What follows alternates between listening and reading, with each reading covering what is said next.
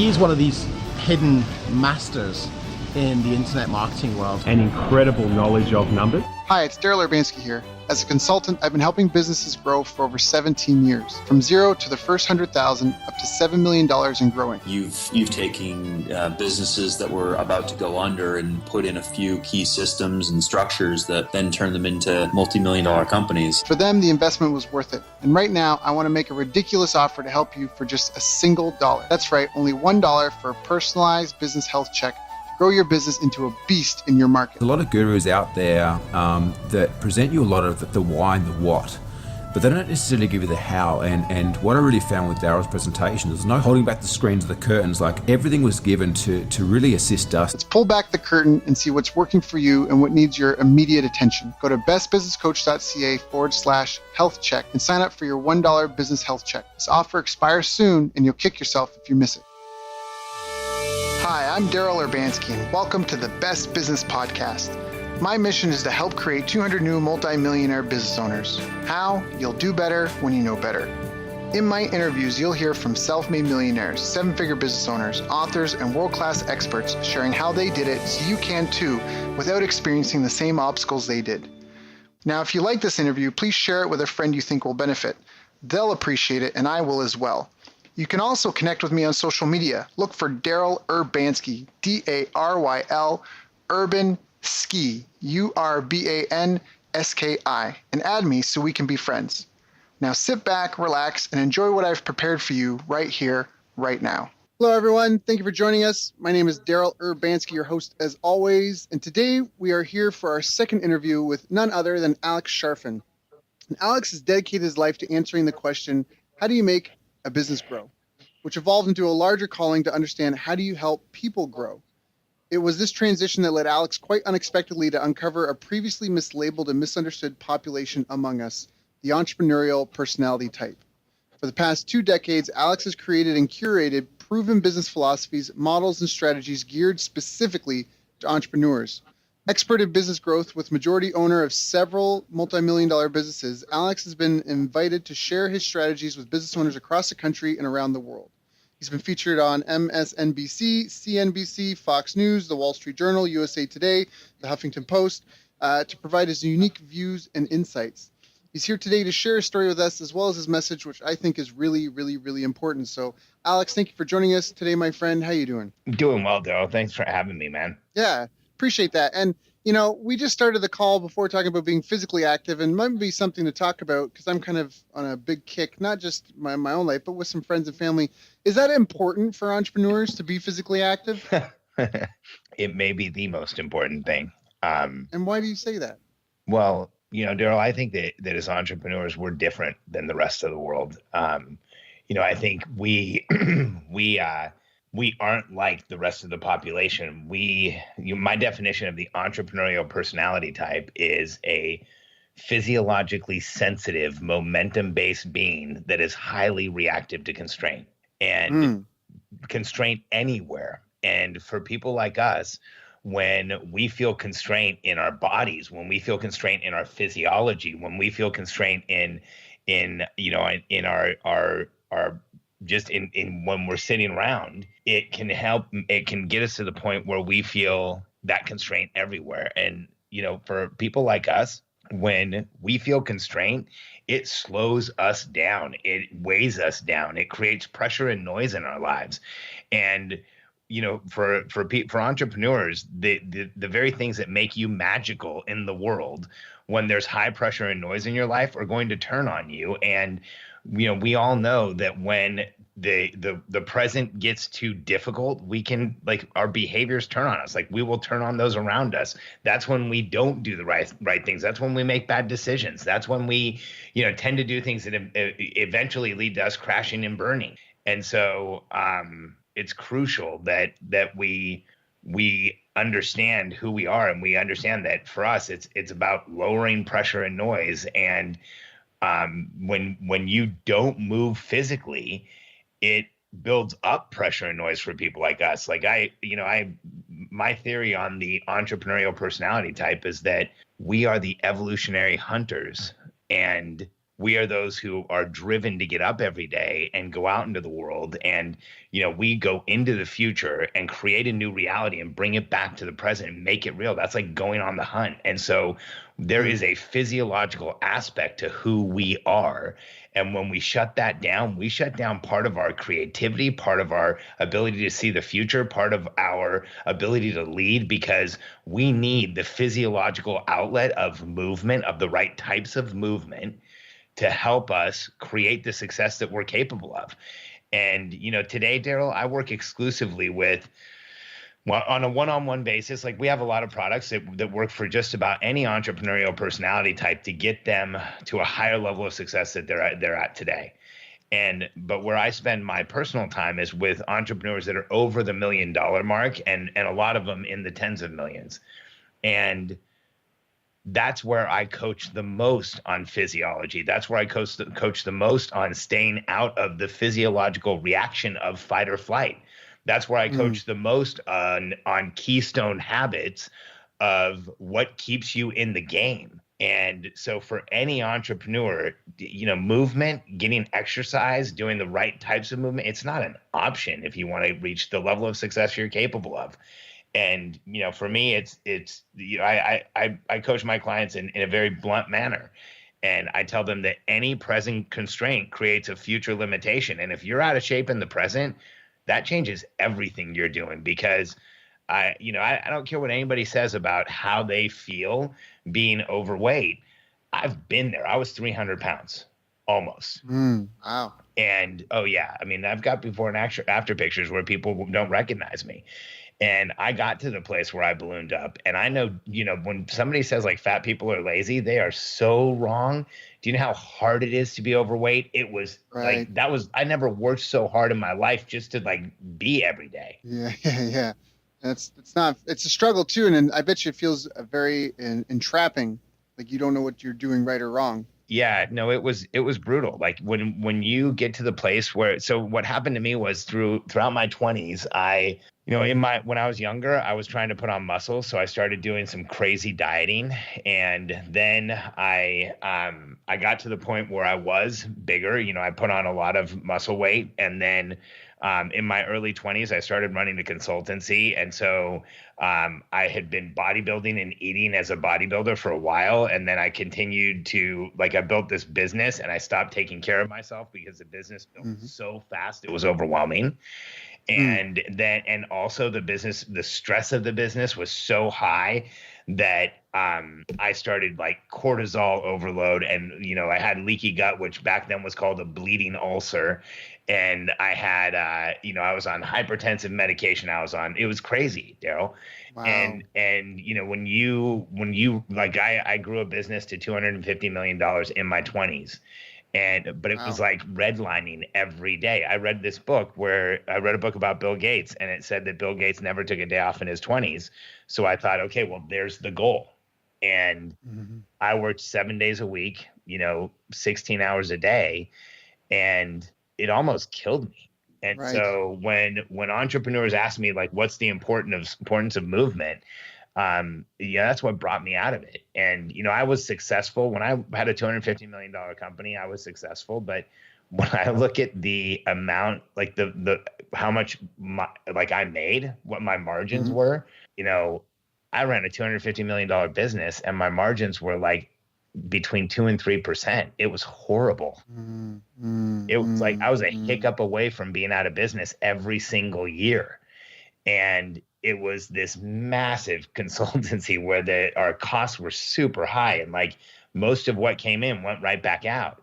And because I had just huge contracts where the expenses were massive, and everybody got a percentage of stuff. And so when everything got broken down, the margins were crazy tight because I didn't know what I was doing. And so, I got to the place where I got consistently worse to the place where I was 300 pounds. And I came out of it by selling that business and getting back to working out and being physically fit. And Daryl, I coach entrepreneurs at the highest level, the top 3% of entrepreneurs in the United States.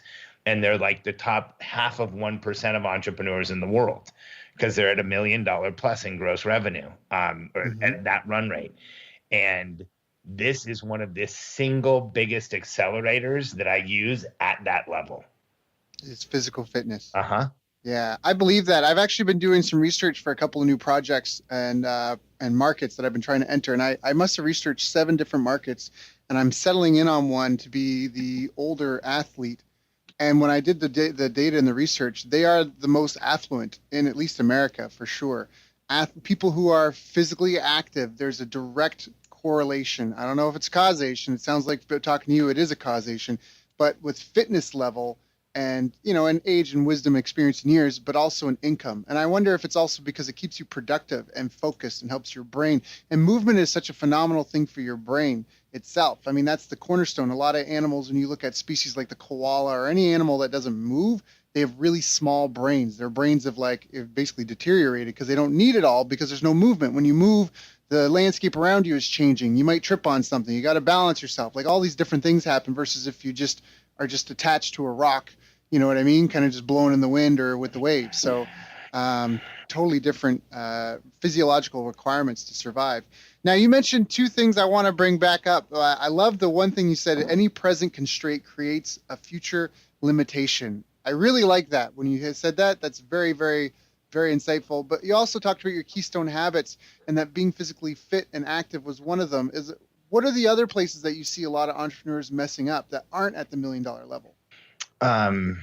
Well, it's having the right keystone habits, Daryl. I think if I look at any entrepreneur and really just any entrepreneur, let's just talk entrepreneurs in general at any level. Some of what I say will be aimed at the $1 million plus client, but just entrepreneurs at any level. The biggest issue that we all have is that we don't have enough time to do everything that we really want to do. And so we end up sacrificing time all over the place. And the challenge is that if we were willing to put some process in place and install the right keystone habits, like a morning routine, like staying very, very hydrated, like eating the right nutritious foods, and we figured out processes in order to make those all easy for us and to benefit us at the highest level, everything we do becomes amplified. And so when we don't do those things, we have to then accept the fact that everything we do is de-amplified. And so as an entrepreneur, you have to ask yourself, am I willing to have everything that is an output from me de-amplified? And if you are, there's a lot of people who are. I've actually worked with people who are. They go out drinking every night at 5 o'clock, and they drink until 7 o'clock, and they're totally cool with it, and they're fine with never getting deep sleep, and they're usually not at a level of success that I would be okay with. Right. And they're never at a level of personal success that I would accept. But for me, it's crucial that we maintain the highest level of presence and awareness, because that's how we do what we do. Right. So how do you do that? You mentioned a couple of things: staying hydrated, having a morning routine. You mentioned processes. Now, is that a process in terms of having a method of doing something, or is that a process in terms of being better able to work with others in a team? Well, the answer is yes, all of it. So for people like us, because there's not one of us who reaches our full potential alone. And if you want to get to a real number as an entrepreneur, you can't do it with just contractors. You're eventually going to have to build the team. And what I do, I have a course called Momentum Masterclass, Daryl, and it is the keystone. It's actually the same course that I share with my high-end coaching clients. And they, that's a $48,000 a year program. But the first thing they go through is Momentum Masterclass, which we sell for $997. And Momentum Masterclass is all the keystone habits that my $1 million plus clients use to keep themselves in momentum, to make sure that like they don't get taken out of the game. Because here's what happens. Like for anybody who doesn't have a morning routine, if you know, here's what people tell me all the time. Yeah, I've never had a problem with my morning routine. It's kind of in my head. You know, everything works pretty good. You know, I remember to do everything. There's never really an issue. And I'm like, okay, great. So just write it down and have it on a checklist. And then like watch the checklist and see if you're doing it the same way every day, and just see if you really are following the routine. And what the reason that I have people do that is because as soon as they write it down, they realize there really isn't a clear routine there. And when they do write it down and then they start like doing something like looking at how long it's taking, they realize that maybe they can make it faster. And, you know, when we look at like something like a morning routine, and here's what happens. Like those are two benefits, but here's the reason why it's critical for an entrepreneur. This is why it's a keystone habit, because there will be a time if you are growing a business at a very high rate where you get up one morning and your mind can't remember your morning routine. And take it from someone who knows, because I've done this over and over again. You get into a growth curve in a business where so much of what is going on in that company is in your head that you really can't remember to like brush your teeth. You'll forget 2 times in a week.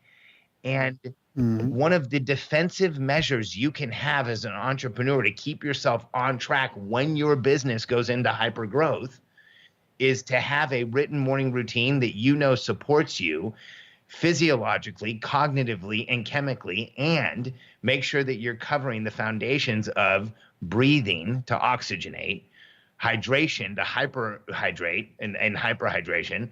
So making sure you're drinking enough, nutrition, so you're taking on the right type of nutrition for you, and then movement. And if you're doing those things in a morning routine every morning and you have it written down and you're doing it like at a pace that's fast, because you'll find once you write it down, it goes faster just because you wrote it down. What you'll find is that's your insurance policy for when you go into hyper growth. And here's what's interesting. When you build the insurance policy, you tend to go into hyper growth.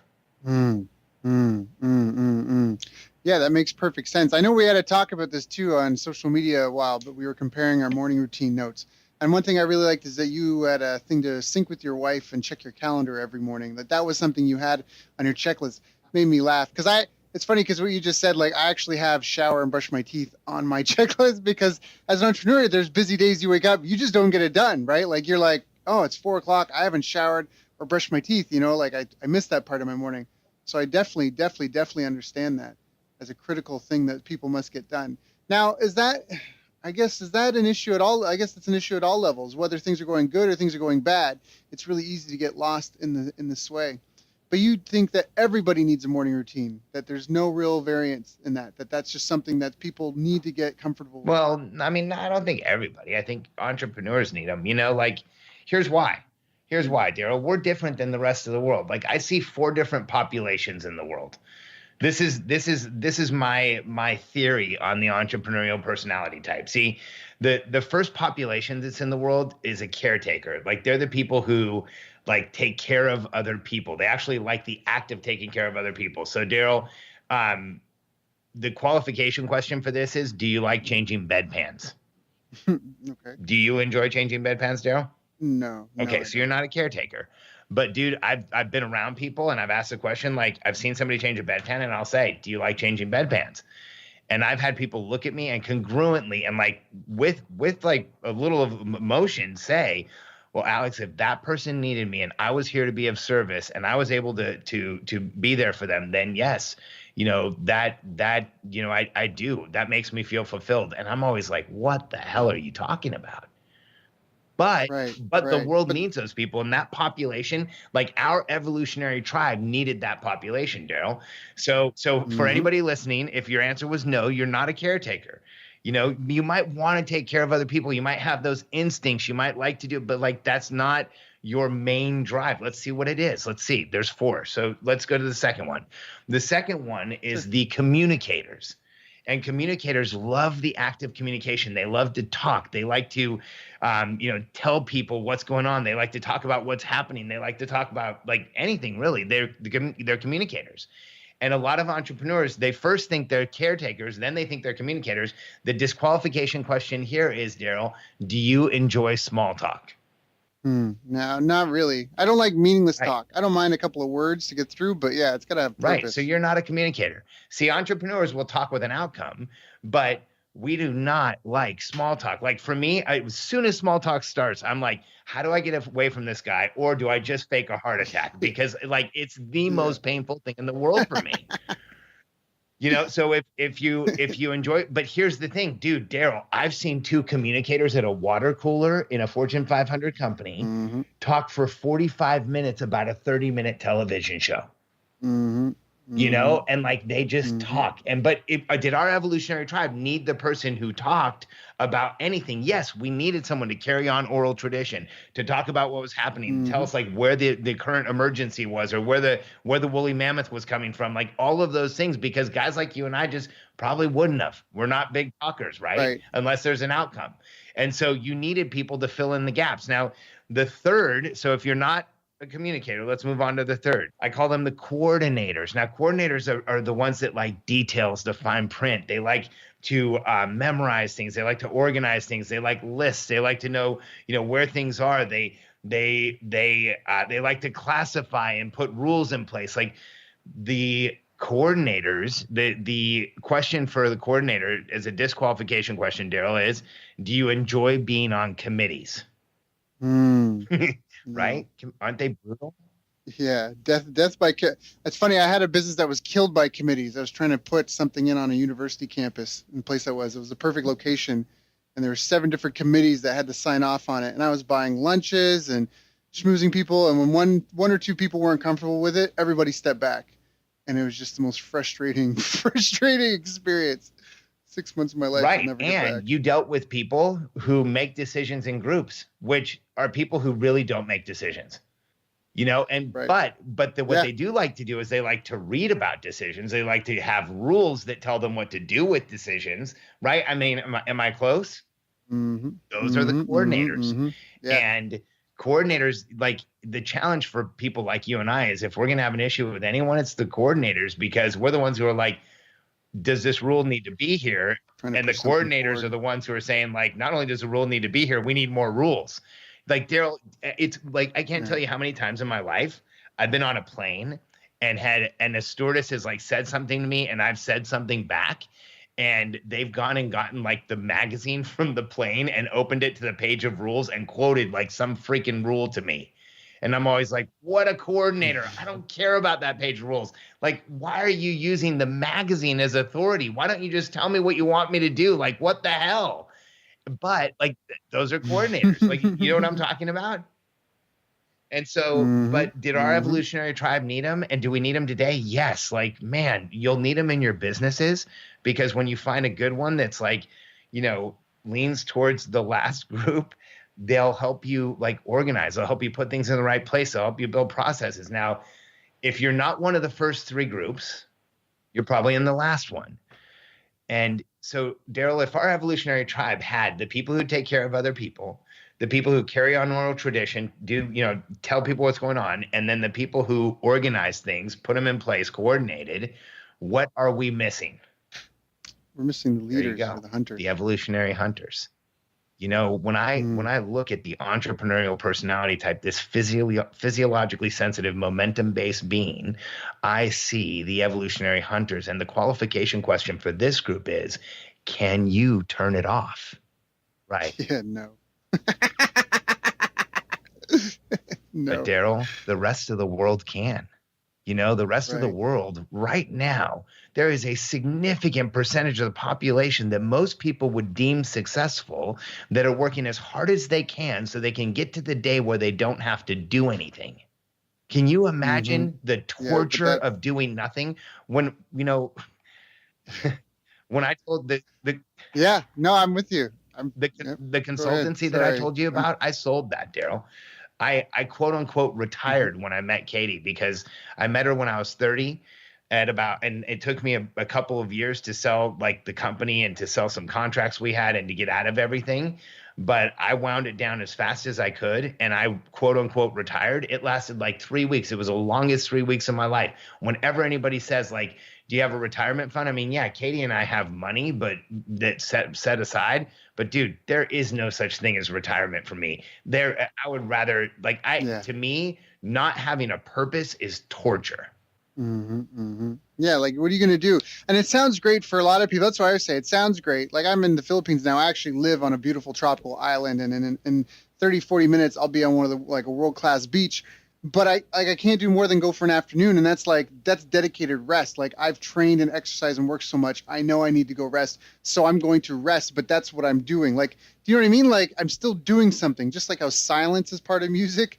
Like that's my planned downtime because I've learned I can burn out because, right, you can't shut it off. And to just, when people think that like, oh, I want to make a bunch of money and I would just relax on the beach and do nothing, it's so boring.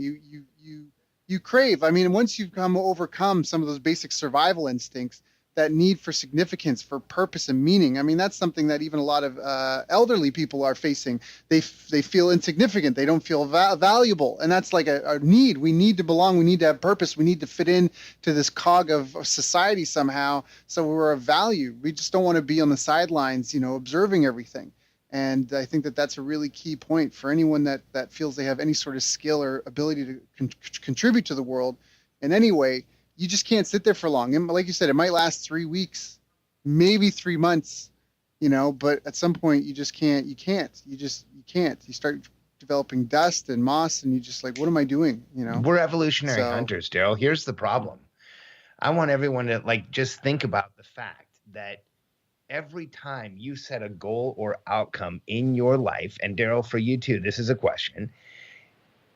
Isn't it true that as you approach the finish line, as you achieve the goal, the accomplishment meant less to you the closer you got to it? Then finally, when you achieved it, it was like you were on to the next one. Am I close? Yeah. Okay. Yeah. So then No, of I course. want us all to understand something like the achievement of retirement will mean nothing to you because the next step is nothing. Mm-hmm. And here's why that's so important, because you are an evolutionary hunter. You are the small percentage of the population that has been pre-programmed to get up every day, go into the future, create a new reality, come back to the present, and force it to become freaking real. And you can't do that in retirement.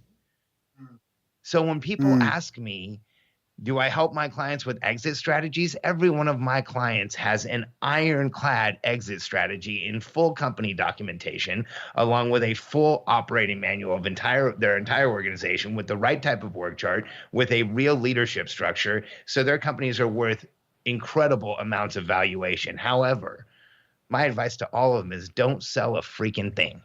Make it as big as you can. Take it all the way. Go into 8 figures, then go to 9 figures. See if you can get beyond that. Because as an entrepreneur, when you grow a company to $1 million, you can get to 8 figures. If you can get to $1 million, you can get to 10. I prove it every single day with my clients.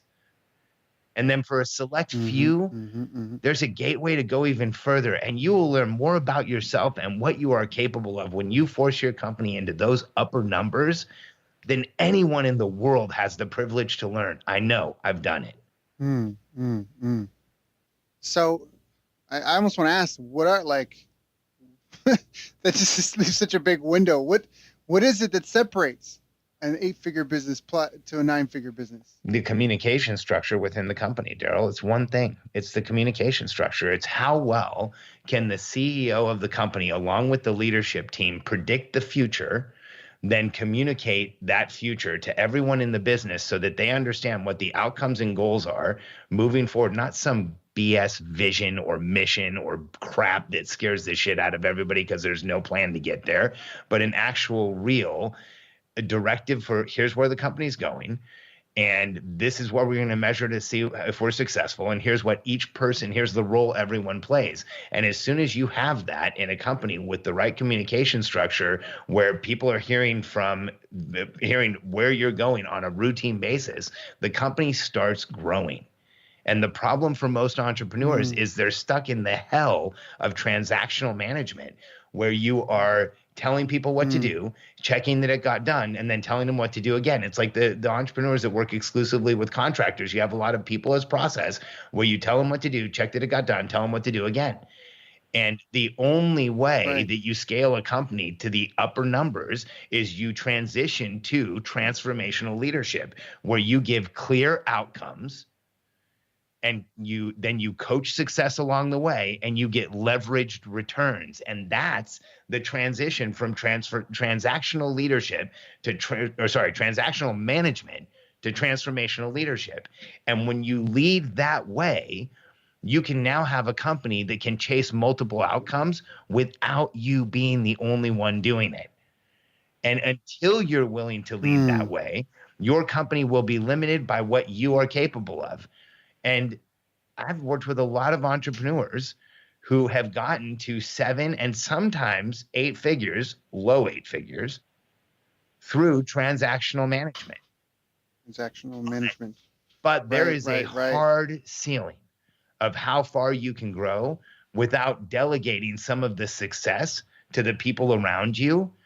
And the only way you grow a world-changing organization is to start doing that from the beginning. And it's the hardest thing in the world for entrepreneurs to do. But when we grow the right type of team around us, that's when we really transform everything everything that we're doing. That's when things really change. That's when we hit the accelerator pedal. And when we allow that team to know where we're going so they can be out in front of us rather than chasing us, that's when everything changes. And Daryl, that's what I focus on, showing. Like, we have the systems and the structure that people can go through in their business so that they install exactly that. Right. Yeah, so I love how you said that delegating the success to others. That's really just empowering other people to have some sort of skin in the game and an incentive to go out and, like you say, do on their own, versus the like you said, I guess you call it transactional. That transactional form. Well, and here's what I mean. I don't necessarily mean like they're getting paid on something, but here's what I mean by delegating success, Daryl. When you first start in business, you do everything by nature of you're the only person there. And then when you first start growing past that, like I've helped a lot of entrepreneurs at the entry levels, grow past that. And what you must do to grow past that is you have to start delegating the tasks that you do, the things that you do, the steps that you are involved in. And oftentimes you can have contractors and people who work hourly do those types of things. But then you grow the business to the point where you now have to start delegating outcomes to someone. And that means you have to be able to tell someone, here's what I want it to look like when it's done, and then coach their decision-making along the way and get them to where it's done, because you won't be able to do all of it. And then you're going to have to be able to delegate success, which means here's the successful outcome that I want, not here's the project outcome, here's the number I want, here's the amount I want, here's the metric that measures success, and I want you to go build the system to get there. Because when your business gets big enough, you have to jump through those transitions in leadership in the way you talk to the people who are most proximal to you.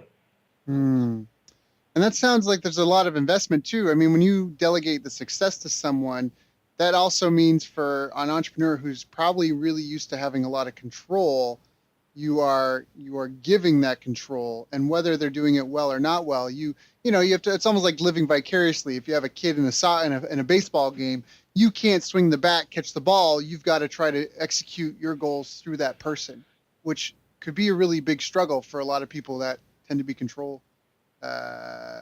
to enjoy control. It's the biggest struggle entrepreneurs have, Daryl. The challenge for all of us is that, we as entrepreneurs, I call it the entrepreneur's dilemma. We all need far more help than the average person to reach our full potential. But any need to request help from anyone leaves us feeling vulnerable and exposed. We don't like to ask for help. When I hear control freak, what I hear is someone who won't ask for help. And then whenever I talk to someone who says they're a control freak, but they want to build a world-changing organization, the conversation is very clear. You have to learn how to cope with that and get past it and put process in place so that you're willing to cede enough control so that you understand enough of what's going on, but you now start letting people execute at a higher level for you. And Daryl, the thing to do if you've never done it is to start at the right level. What happens is people start, they start a business and they're doing everything, and their first move is go hire a person to try and help them do everything. And a lot of times when you've started a business, like your first move might be to get help with the kids, and your first move might be to get a private chef, and your next move, like to get somebody to come in and do some cooking for you. Like if you're making money in that business, like offload some things that are less expensive than hiring a person. Start getting your groceries delivered so that you can then have more hours, and then start looking at how do you cover what you're doing with contract labor where it's variable costs for you. And then eventually you get to the place where then you start bringing in the right people. And then, Daryl, there's transitions above that every entrepreneur needs to do. I think one of the challenges is that so many entrepreneurs, it's like, I'm busy, I'm going to go hire a body to try and make it all better. And that never works. Right. That's where we have to have systems thinking and be able to design something that will work better. A machine of some sort, a process, a multi-step process, multi-step system. That way it's not just some sort of Band-Aid solution where I'm going to hire this person, they're going to be magic, they're going to fix everything. They're going to read my mind and know what I want, when I want, how I want it, just because, the easiest thing to do that. The easiest thing to do, Daryl, is you draw pictures in Lucid Chart. You go to get on Google Drive, because that's the best way to run a company right now. That's the best technology. And then there's a program called Lucid Chart, and you just draw flow charts of what are the processes in your company that you're executing. And as soon as you see it in a flow chart, you're going to think, I bet there's a person I can hire that if I showed them this, they could do this thing.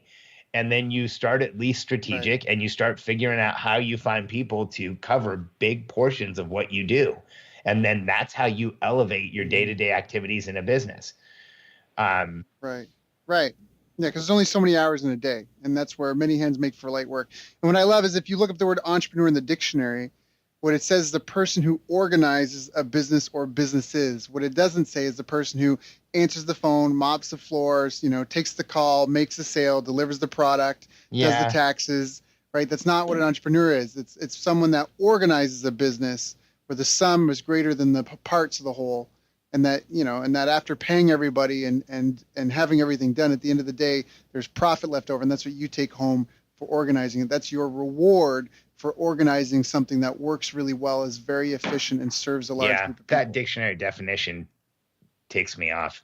Here's why, Daryl. Because I think it's like the most basal level description of an entrepreneur. Because you know what an entrepreneur really does? An entrepreneur creates the future. And the problem is that that's how the entrepreneur is seen in the world, is a person who owns businesses. Bullshit. The entrepreneurs are the ones who get up every day and take a risk in thinking that they can do something that hasn't been done before, or at least that they've never done before, and then create that product, that service, that outcome, that new thing in the world through whatever means they can possibly make it happen. And then they drag that future that they had envisioned into the present and make it real. And they invest more time and more energy and more effort and more focus than the average person invests in months every freaking day. And then, and what does the world say? They own businesses. Entrepreneurs are the only source of consistent, positive human evolution, and we always will be. So what do you see as some of the future trends of our industry, or the future trends in terms of how it's evolving for entrepreneurs now? We've got AI and all this technology, and marketing platforms are changing, and the world's getting smaller in some ways. What do you see as the future? Do you see any major changes for how business owners operate, how they scale their teams? I mean, before we used to have a lot of big companies, the industrial revolution. Now businesses are becoming more and more flat. A lot of teams are spread out across multiple countries around the world. Where do you see the future kind of going with the clients that you're working with, and the trends evolving? For me, Daryl, the future is very consistent, because everything that you just said just sounds like market dynamic to me. And what I think the future for every entrepreneur should be learning how to create a communication system within your company where you consistently communicate to your team where you're going, how you're measuring success, and who does what along the way to get there, so that everyone on that team has clarity about what's happening in your company and what is needed, because then you can respond to any market dynamic because you're giving people outcomes rather than having them do tasks and then try and figure out what's going to happen next with that task. Because the way I look at it is, it doesn't matter what market dynamic any company I have ever has to face. I know how to create the right types of outcomes and then coach decision making along the way so that we get to the right outcome. So if in the future some part of my business needs to be replaced with AI, which has recently happened with ManyChat, and we needed to have that was suggested to me by a member of my team. That's being put in place by another member of my team. They made an argument as to why it was necessary. I bought the argument. Now we've got that. And so when you build a company that responds to that is adaptable and responds to market dynamic, it doesn't matter what future trend you're talking about, you can build a massive organization. And if you look throughout history at the entrepreneurs that were most successful in building massive organizations, what they were able to do best was create the communication structure where not only did they have the massive vision that was there, but they created the communication structure on the team that was simple enough and clear enough and executed at the highest level so that everyone in the team believed in deadlines, understood where everyone was going, knew what the scoreboards were, and knew what their part was to play to get there. And, you know, when you look at a company like, for example, Apple Computer, my cousin runs a cross-functional team there of over 50 people. And he's, you know, there's an intensity to how Apple works. Like, he knows what he's going to be working on in 2021. The average entrepreneur's company doesn't know what they're going to be working on next week. When you start opening up the future to your team, it's amazing how you can execute. That's really powerful. That's a really powerful vision. So now, drawing on this, now for those listening, I hope you've had a paper and pen, because like me, I'm a writer downer. And even if you never look at it again, just by writing it down, you're more likely to remember some of this stuff. We've covered so much today. Like, can we maybe get you to speak a little bit more about the pressure and noise? Just explain a bit better detail what that is. I think that's one thing that we maybe didn't dive into as well as we could have. And I think it's a really important point. I know your message, I know your content, and I think that's something that would be really helpful for the audience right now. How does pressure and noise trip up a lot of entrepreneurs? Because what you're saying makes a ton of sense about building a team and helping organize everyone and communicate clearly, like the goals and the futures and the outcomes, and not manage tasks, but manage outcomes and coach and lead from that place. But how will pressure and noise trip them up on that? So here's the problem for us as entrepreneurs. And I want to call this out and make you aware of it for you too, Daryl, because every one of us is affected by this. Every successful entrepreneur I know has a story of going through a time of incredible hardship where they didn't have the right resources or the right amount of time or the right people around them or whatever it was to get to where they wanted to get. But then they figured out some way to break through and overcome and still make it happen and get the outcome they wanted, even though the cards were totally stacked against them. Daryl, do you have that story? Okay. Yeah. So we all do. Every one of us has it. And because it's who we are, it's how entrepreneurs, like, we put ourselves in those places because we're always pressed forward. We're on the hunt. And what really matters is the kill, not like the process. And so a lot of times we put ourselves into places where that's how it feels. And so the challenge is when you're going through one of those times, there's so much pressure and noise in your life, and you start you start getting regulated to having all of that noise, having all of that pressure, having all of that stuff going on. And then what happens is there's a successful outcome. So as entrepreneurs in the present day, we will accept far too many things that make us uncomfortable. We will put up with being uncomfortable. We will hire people on our team that make us uncomfortable and we'll leave them there. We will have people in our life that every time we're around them, they make us feel judged, or they make us feel small, or they make us feel frustrated or uncomfortable for any reason. And we'll go over to their house weekly because what happens is we don't realize that we have to start offloading pressure and noise anywhere, because the more that we put up with things, the more pressure and noise that we allow in the present, the more we're not going to get to that outcome we want. Just because we have to break this psychological conditioning that when I'm in pain, that's when my breakthroughs happen, because that is a way to get started. Fail forward, fail fast is a good way to get out of the gate, but it is not a life strategy. There is a point where you have to say, I'm going to make this shit start working on a calendar. And I'm going to show people that we can actually achieve. And I'm going to become a leader who stands in front of their team and predicts the future. Because when you become a leader that stands in front of your team and predicts the future, and you do it consistently, and you set rational goals where the team can achieve them, and they start winning, you build a culture of winning in your company, winning consistently, and you now become a leader who predicts the future. And what you have to do is you have to set incredibly rational goals at the beginning, so that the team can actually achieve those things. And then what you'll find is there's a day you're setting goals so big, you can't believe it's your company. I love that. I love that. Predicting the future with a calendar and proving it to the team. That's a powerful image, because when you can predict the future with a calendar for your team, like you said, that does create a culture of winning. That creates a culture of belief, and especially for the implementers and the managers and the people that are not necessarily in the strategic end of things as much as the leadership team would be, they can start to see the future and just have this faith, and that's such that's such a powerful motivator, especially if people are building towards, maybe they kind of get it because the leadership's articulated it, but the reason why they have a job is because they can't envision their own futures like that.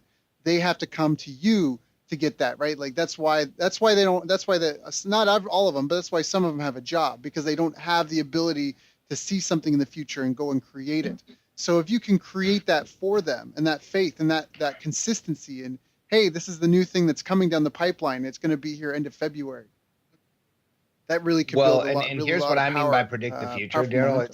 It's saying here's where we will be as a team at the end of this month. Here's what we will have achieved. Yeah. And then having the team consistently achieve those things, you build a culture of winning, and that's how you really grow a business. So it's telling them exactly where you're going to be on a monthly basis. And, when you look at a company like Apple that's changed multiple industries and, pulled off things that they should be impossible how much Apple has changed and how much market share they own in so many different, they change entire categories. And when you look at what they do, the simplicity of their communication system, the simplicity of how people work there, the fact that they know way into the future, years into the future, what they're going to be working on. In the average entrepreneurial companies, entrepreneurs say crazy stuff like, oh, well, I don't really like to plan forward because then it keeps me from being spontaneous. Well, dude, your life's going to suck for a long time, because you will never achieve what you are capable of. And until an entrepreneur is in the appropriate growth curve for their capabilities, we are never comfortable. So, Alex, this has been extremely insightful. There's been a ton of great little nuggets. People listening to this may want to go back and listen another time or two, just to make sure that you get it all out of this call. Is there anything I haven't asked you that I should have asked you, Alex? A lot of people ask me, what's the most important keystone habit? And this is going to sound crazy, but for me, when I'm coaching people, it's hydration. And anybody who's listening, no matter what, you should go take our 10-day natural thirst challenge. Because if you've ever thought to yourself, I should drink a little more water, or if you've ever found yourself with chapped lips, or if you feel like maybe you're starting to see crow's feet, or you have any type of skin or acne or psoriasis or anything like that, or you if you're experiencing muscle pain, joint pain, any type of inflammation, you should go download our hydration protocol. It's at getthirstynow.com, which is kind of a joke, Daryl, because get thirsty means like get busy, but it's actually to show you how to reawaken your natural thirst. It's we've had thousands of people take it, and the average person in the 75 to 85% of the United States is dehydrated. And when you look at the top 20 medications in the United States, and really you could probably go to the top 100, they treat the symptoms of diseases, but they also treat the symptoms of dehydration. And so by getting hyperhydrated and really hydrating it and understanding how to respond to, I've had people take less insulin, get off of prescription drugs, reverse the symptoms of chronic diseases that they were told were hereditary, lower their blood pressure, cure lifetime acne, cure lifetime psoriasis, all just by getting hydrated. And it's an absolutely free program. It takes 10 days. And my only ask is that if you actually start it and start doing it, and you post anything on social media about it, make sure that you tag me, because we want to know that you're doing it. And we've had, like I said, Daryl, thousands of people take it. We have a bunch of physicians that give it to people who start in their practices. And we have athletes and, all kinds of different organizations that distribute it. But you can go to getthirstynow.com and check it out. And I'd love to know what you think. Yeah, no, hydration is a major topic, because especially in recovery, like because your blood feeds all the nutrients and oxygen and everything you need for your body and your brain to function. And if you're dehydrated, that comes from the liquid in your body, hence your blood. So therefore it's like gooier. It's like anybody knows they've made a drink of some sort, whether it was a smoothie or something, and it was too thick and it just didn't flow. And if you don't have good hydration, like it's going to pull it from all the critical areas, or it's going to pull it from the non-essential areas to serve the critical areas to begin with. But what is that doing to the rest of the body? Like you mentioned, if your joints, right, if you've got foggy brain, if you've got chapped lips, like there's just little signs that show that you're dehydrated. And it seems like a minor issue, but it's a really big issue. I mean, we can go for weeks without food. You can only go a couple of days without water, and that depends what kind of climate you're in. You're in a really hot climate, you're not even going to make it 3 days without water. It's such a critical thing. And it comes to this whole, like they say, like nothing fails like success. There's that kind of that saying in the past. It's kind of like, as humans, we've mastered this planet at such a high level that we're forgetting in some ways, like the basic fundamentals of life and survival. Like, hey, stay really well hydrated. Like people take that for granted, right? And they start pounding all these soda drinks or, all these fruit juices and all these things. And they forget, like, hey, I really just need to make sure I'm hydrated all the time, make sure that there's grease in the gears. And so I think that's a really good, powerful thing. I actually signed up for that. I didn't go through all 10. I got all 10 days. I got busy, but I did probably the first 3-4 days. I've always been big on hydration. I think it's a wonderful, wonderful concept. And I think more people definitely need to pay attention to it. What's the URL again? Getthirstynow.com. There we go. Getthirstynow.com. And Alex, if anyone else has enjoyed the talk, and they've enjoyed your philosophy, they want to know more about the entrepreneurial personality type. I did mention it earlier, but you're working on a book hopefully later this year coming out exactly on that. And the book is going to be based on where our can podcast, people get Daryl. Oh, so you've also got a podcast now. Perfect. So where do people get in touch if they want to hear more and find out more about some of the business stuff? Check out the podcast. It's momentumpodcast.com, and the name on iTunes, Stitcher, Google Play, Spotify is Momentum for the Entrepreneurial Personality Type, and it is a ton of content, but daily you will understand more about yourself or understand a keystone habit or a dynamic way to offload pressure and noise. And that's one of the best places to go. Daryl's momentumpodcast.com, or just find me on iTunes. Perfect. Alex, thank you so much.